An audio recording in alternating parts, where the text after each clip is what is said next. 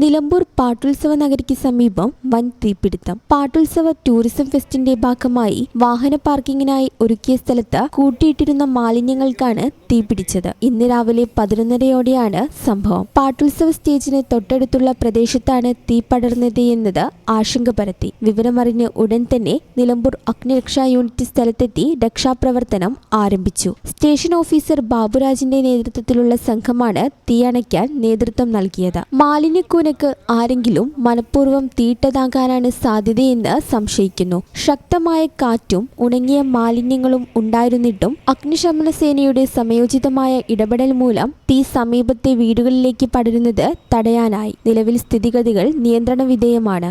ഒരു 10 മിനിറ്റ് മുമ്പ് സ്റ്റേഷനിലേക്ക് കോൾ വന്നു. റോസ് ബാറിൻ്റെ അടുത്ത് തീ കത്തുണ്ട് പറഞ്ഞു.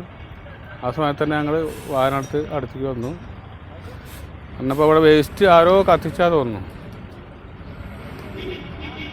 ഏതായാലും JCB ഉപയോഗിച്ച് ഒന്ന് ഇളക്കിയിട്ട് വേണം തീ കെടുത്താൻ.